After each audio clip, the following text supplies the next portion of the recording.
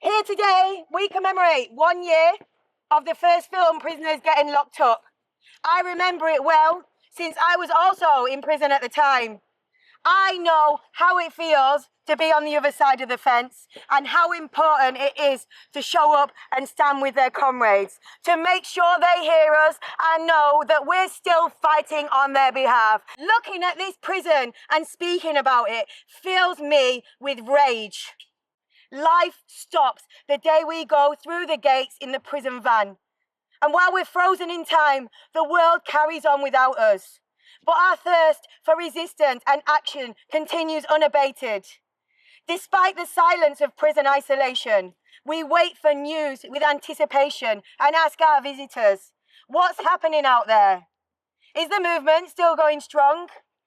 Any morsel of news is a blessing and renews our motivation, helping to remind us why we were sent here in the first place. The prison system's designed to grind down its captives, to make them feel small and forget that the outside world exists. We're here to show them that these blatant lies that the prison tells are not true. In this way, the illusion of superiority that they cultivate crumbles in their hands, leaving them rightly shamefaced and exposed for the petty bullies that they are. We're also here to commemorate the 2004 Palestinian prisoners' hunger strike. Just like them, our comrades here in this prison and around the country were forcibly disappeared at the hands of the state. As we start our new collective, Prisoners for Palestine, we understand the importance of taking our lessons from the international resistance and specifically its prisoners. They light our path with their clarity of vision and wisdom. They help us to keep our focus. They're not distracted by everyday life, and they understand the oppressor because they're face to face with them every single day. The prisoner Georges Abdallah, who was Europe's longest-serving political prisoner, spent 41 years in a French prison and was recently released. It was a great victory for the resistance, and from him we can take many lessons. After his release, he said, "The revolutionary in prison is released when detaining them becomes more costly than freeing them. When France realized that releasing me was the best way to weaken the movement for Palestine, it decided to set me free. Solidarity with the revolutionary, whether in France or elsewhere, does not succeed by putting them on ice. It succeeds when their comrades abroad, those standing in solidarity with them, manage to integrate that solidarity into the ongoing struggle against active imperial forces, not in illusory battles. That is, when the demonstrator calling for Georges Abdallah's release frames the demand as an entry point to condemning genocide, an entry point to denouncing the brutal war on Lebanon, on Iran, on Iraq, and so on.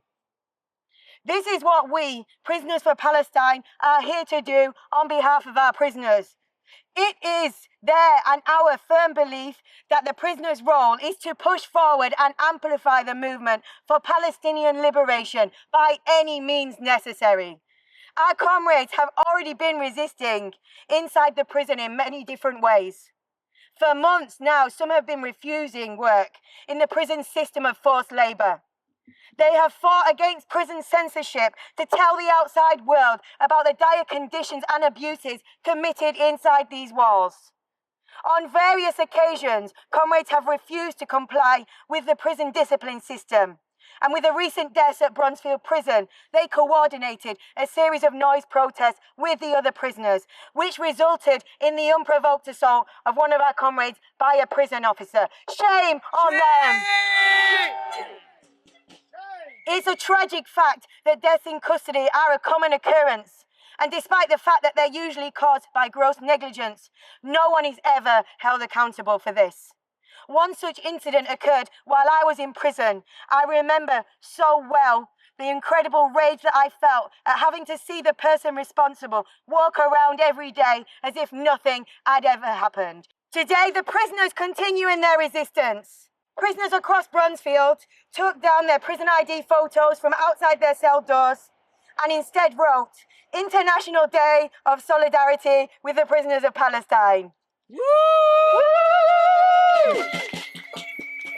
And here in Peterborough, Dozens of people wrote on the exterior of their doors, "Free Gaza, save the innocent children." And this wasn't even our prisoners. The resistance is becoming mainstream. As I speak, on the other side of the wall, our comrade T is on hunger strike. She's protesting against the repressive measures being used against her. And now, during her hunger strike, she's not only being denied welfare checks, but the prison administration is also lying about this.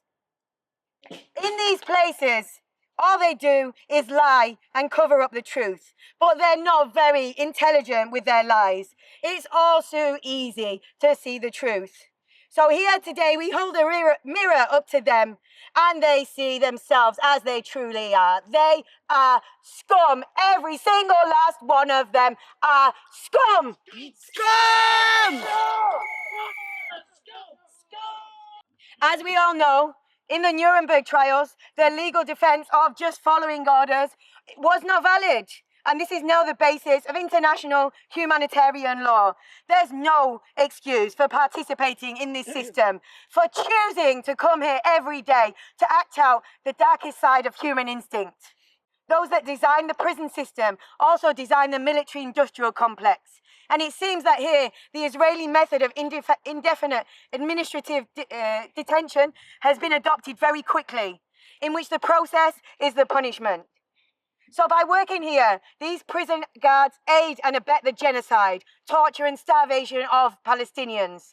They are part of the war machine. They obstruct justice. They are guards of a rogue state. How will they answer for their crimes? Shame! I'm proud to see that our comrades continue the long tradition of prison resistance, from Bobby Sands to the Solidar brothers and many more. They refuse to comply within this system that is an integral part of the capitalist, imperialist state that oppresses all of us in different ways. In the process, they put their bodies on the front line with no protection, risking retribution from the prison staff, who use violence with complete impunity. Our prisoners use their privilege in service of the greater good, and this is the example we must follow. A fact that all prisoners will tell you is that they are not special or different to anyone else. They do not want to be called heroes. Bravery is cultivated through action, and it's contagious. They've simply done the bare minimum that's necessary to stop the genocide. So let's take some of the bravery from our prisoners and turn it into action. As for me, if I must go back to prison, I'll do so happy in the knowledge that I can continue to be part of the resistance no matter where I am. Woo!